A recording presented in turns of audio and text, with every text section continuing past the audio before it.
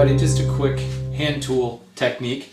I am making a frame, actually a framed lid for a box, and I'm going to be beveling the edges on that piece. I've gone ahead and beveled this one already. You can see the bevel on there, and you know, I can set up the table saw on an angle and run them through. I just frankly, running angles like this on this narrow edge, it's just not safe in my opinion, and every time I try to do it I end up freaking myself out.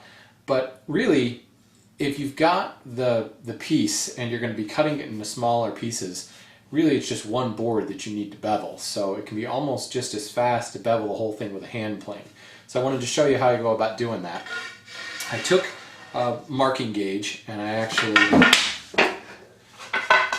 ran a mark down the board where I want the bevel to stop on the face, and then I ran a mark down the edge of the board, or I marked where I wanted the bevel to end. And on the ends of the board, using a straight edge, went ahead and drew a line to connect those two right there. And then it's just simply a matter of orienting the grain in the right direction, sticking it, clamping it in place, and going to work. There's not really that much wood that needs to be removed from here, but rather than taking, you know, a huge number of passes, I'll go ahead and, using my foreplane, if you remember, my foreplane has a cambered iron on the bottom, and it's a pretty aggressive camber. I'll go ahead and take the majority of the waste out with that. You can see really thick, beefy shavings.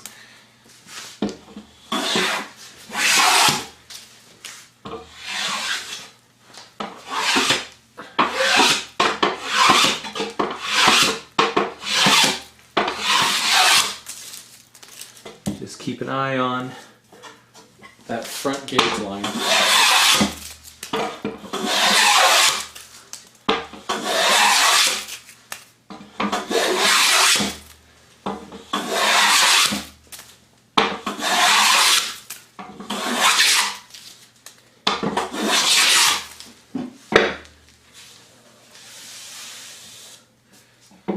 All right, that's the bulk of the material. Now I'll switch over to my jack plane. And at this point, I'm almost to this gauge line on the front, so I'll focus on getting a little bit closer to the gauge line on the top here.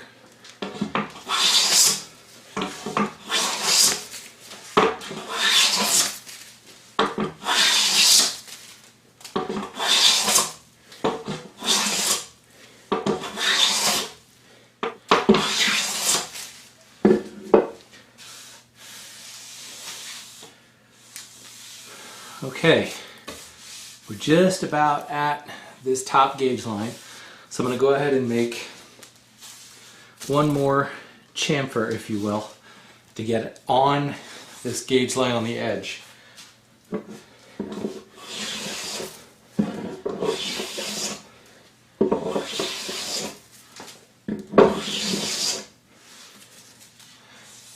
Alright, now let's connect these lines to form one solid bevel.